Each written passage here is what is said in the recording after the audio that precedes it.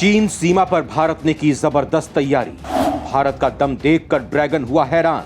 सीमा पर अब तकनीक से होगी कड़ी निगरानी। मोदी ने सेना को दे दिया भयानक आदेश।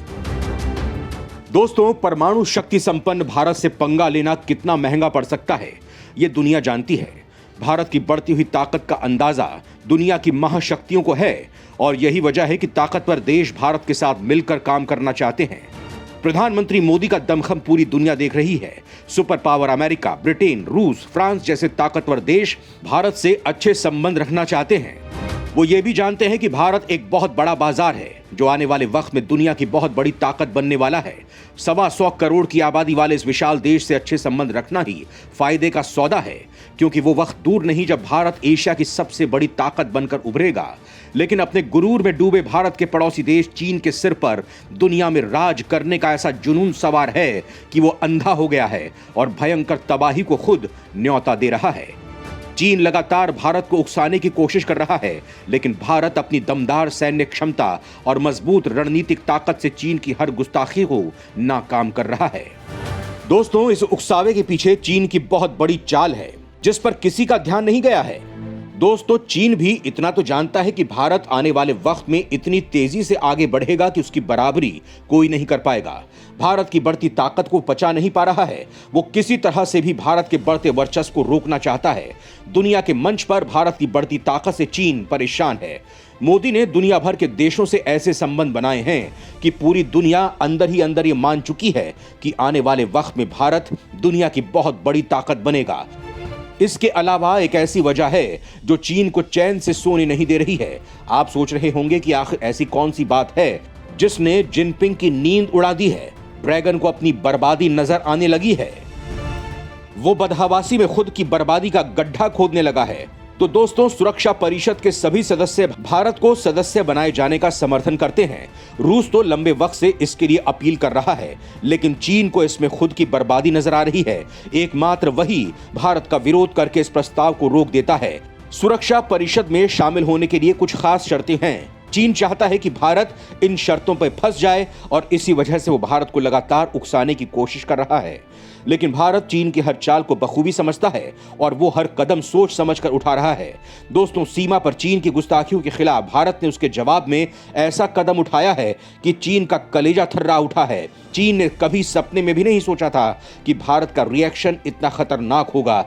ये सवाल उठना लाजमी है कि चीन ने सीमा पर ऐसा क्या कर दिया है कि मोदी ने मचा दिया है भूचाल। आखिर भारत के किस एक्शन ने चीन की नींद उड़ा दी है? सीमा पर भारतीय सेना ने क्या धमाका कर दिया है? जिनपिंग का ब्लड प्रेशर क्यों हाई हो गया है? दोस्तों, भारतीय सेना की धमाकेदार अपडेट जानने के लिए पूरा वीडियो देखिए। आपका सीना गर्व से चौड़ा हो जाएगा।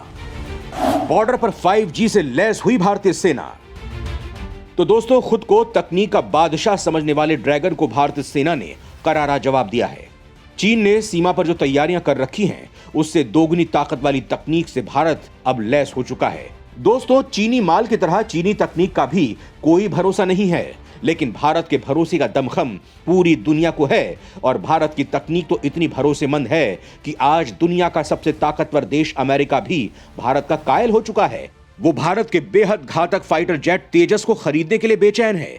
इसी से अंदाजा लगाया जा सकता है कि भारत की तकनीक कितनी सटीक, सक्षम और एक्यूरेट है। दोस्तों, चीन की गुस्ताखियों पर कड़ी नजर रखने के लिए भारतीय सेना ने हाल ही में देश की उत्तरी और पश्चिमी सीमा पर artificial intelligence system AI based पर आधारित स्मार्ट मॉनिटरिंग सिस्टम को लगाया है।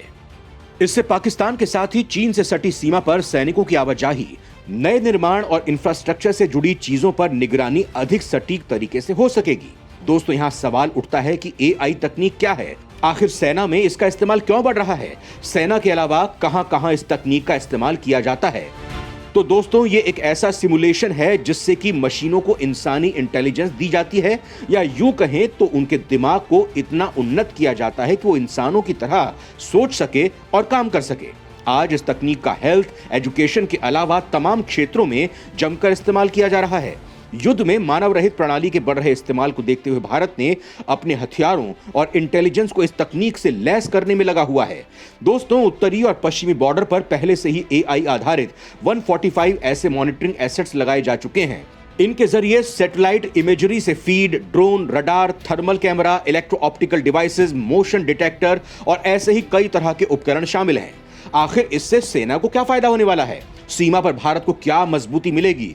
तो दोस्तों, इनके जरिए सेना को कंट्रोल रूम में रियल टाइम इनपुट मिलते रहते हैं। इस इनपुट को एनालिसिस कर कमांडर्स तक भेजा जाएगा, जिससे फ्रंट लाइन पर युद्ध क्षेत्र में पारदर्शिता के साथ ही जरूरी फैसले तेजी से लिए जा सकेंगे। चीन के साथ 3,488 किलोमीटर लंबे LAC पर साफ है कि हर जगह सैनिकों की तैनाती संभव नहीं है। ऐसे में स्मार्ट सर्विलांस सिस्टम बेहतर विकल्प होता है। तकनीक पर फोकस करने के बाद मैनुअल मॉनिटरिंग में काफी कमी आई है। अरुणाचल प्रदेश में तवांग, जिसे चीन साउथ तिब्बत कहता है, भारत के लिए काफी महत्वपूर्ण है। सेना को यहां अधिक सैनिकों और भारी हथियार सिस्टम की तैनाती करनी पड़ती है। यहां पर भी स्मार्ट सर्विलांस सिस्टम और कम्युनिकेशन हब से इन्हें मदद मिलेगी। बॉर्डर से सटे इनपुट के आधार पर सेना PLA की गतिविधियों पर निगरानी रख सकेगी। सेना की तरफ से आर्टिफिशियल इंटेलिजेंस आधारित चेहरे की पहचान करने वाले सॉफ्टवेयर का भी प्रयोग किया जा रहा है।